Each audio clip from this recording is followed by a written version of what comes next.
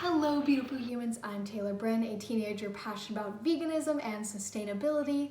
Today you're watching this video instead of being productive. Just kidding. I'm going to tell you the best productivity tips for teens because I am a teen myself.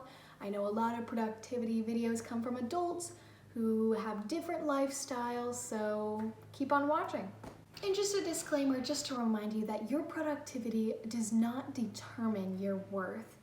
If you are not productive one day, that is completely okay. Take that day for yourself, get a little self-care and just have some chill, especially if you've been working all week. I'm not saying that you have to be productive all the time because your productivity does not determine your worth.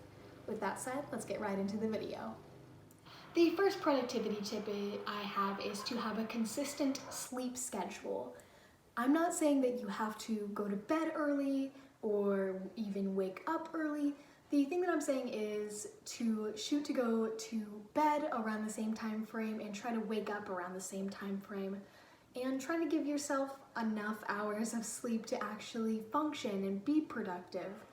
Sleep is a very key, important aspect of productivity and your brain power, so I think sleep is very important, and kind of getting your body in a routine where you're getting enough sleep every night and you're sleeping around the same time every night, I think is really important to feel refreshed and not drag every day and feel super tired. The next tip is to have a to-do list or calendar or something to organize what you need to do or even when you want to do it. I have used Google Calendars in the past. I actually use Google Calendar for my everyday tasks, and then for school I used to have the app Agenda.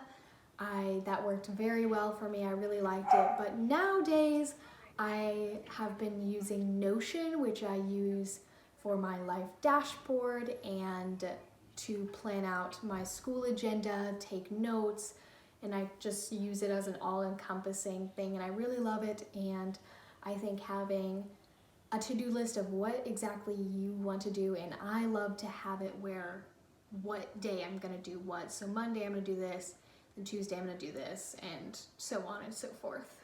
The next thing is kind of revolving around having a to-do list or calendar, and that is to set a schedule for yourself. If it is gonna be something that you are going to be doing every day, like if you're just starting to work from home. I know right now in the place the world is right now that I'm doing school from home, and so I have a little schedule. Like I try to start working by 8 or 9 in the morning, and I strive to stop at 1 or 2 depending on how much work I have. Sometimes it doesn't always end up that way, but I try to fit everything into that time slot with breaks in between, like a lunch break. But I think having a schedule really helps like structure your day, and I think it's really good, and it's a really productivity booster. Like, okay, I do this every day, here's my schedule, here's what I'm going to be doing. So the next thing is to take breaks. It's going to be very hard to get yourself motivated to keep working if you are working for very long periods of times with no break. A break can really help split up the work, avoid burnout and overworking your brain, or when you've been studying for a really long time and by the end you're like, I cannot even function anymore, I can't think. So building in the breaks to your schedule are very important. Don't think of it as something like, oh, I'm not being productive every minute of the day. It's horrible. Just give yourself time to just, okay, I'm gonna eat, I'm gonna chill with my pet, I'm gonna do whatever makes you happiest to just kind of break up the day and get more work done in that you're not gonna be burning out. Another very important aspect of productivity is finding your why. So why are you studying for that class? Why are you doing your homework? Why are you working to do this? Why are you working on a passion project like starting a blog? If you can't find a passion or a why into doing something, it's going to be easier for you to just find excuses not to do it. I don't want to do it because I've never had the passion to want to do it anyway. So if it's for a class, you'd be like, well, I really want to pass this class. I want to get a high score on this test. I want to get a higher GPA. If it's a work related, I want to get that promotion. I want to show everybody around me that I am really good at this job. If it's a passion project, I always think to myself, like, I want to change the world. I want to impact somebody. I really want to work on this instead of sitting around. And that really motivates me to be like, why am I sitting here? What is better than trying to achieve this goal and getting in the mindset that it is a passion? Sometimes the hardest part about being productive is actually starting.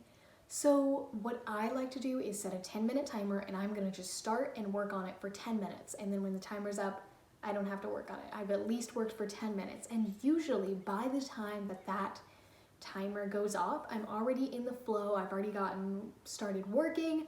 I'm already in it, and I'm just like, why would I stop? I'm already going, and I'm just gonna keep this stamina of me to keep working. And I find this is kind of a trend of like, it's the hardest point to just start and keep going.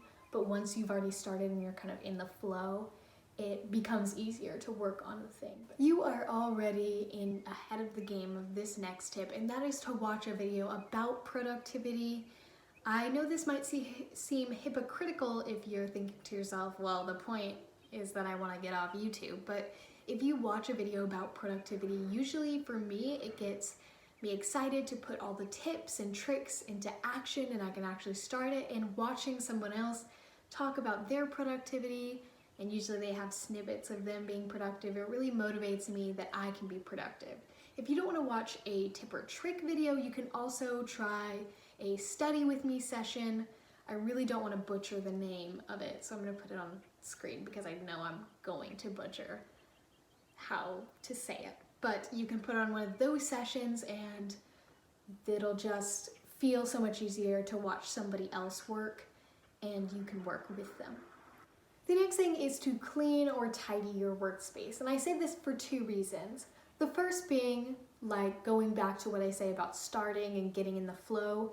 Once you kind of are off your bed or the couch or wherever you are, and you're getting up and you're working and you're moving, it'll seem easier to just go ahead and start working on that thing. The second reason is that for me personally, a clean workspace just makes me feel nice and refreshed and renewed, and that I can actually begin working in it. I know a very messy workspace kind of feels super like, I don't know, I don't like to work in a messy workspace. A clean workspace makes me feel more empowered to continue being productive.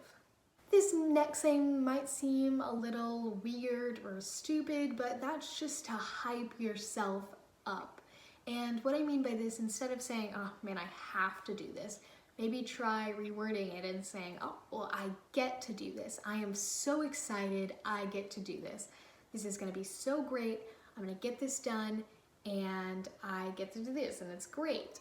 And if you really just hype yourself up and maybe trick yourself, fake it until you make it, and by the time it's over, it'll be done. And then you're like, wow, I feel so good. I got that done. It's really great. I did a great job, and it's great.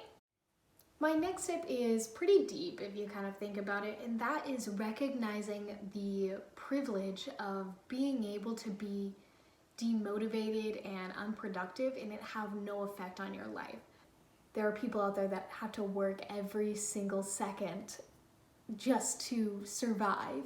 And I'm not telling you this, saying that you can't have downtime and you can't take time for yourself and that's a horrible thing. This is not what I'm meaning at all. And I think it's great that you live a life where you can take time for yourself and you can empower yourself in the means of self-care and take a second to breathe. It just seems kind of pointless to just sit here while there are people out there who are slaving just to stay alive. And that really kind of gets me up and like, I should be working. Thank you guys so much for watching. Don't forget to like and subscribe, and I hope that you're getting things done. Remember that you're a beautiful human and I love you. So with that, I guess this video is over.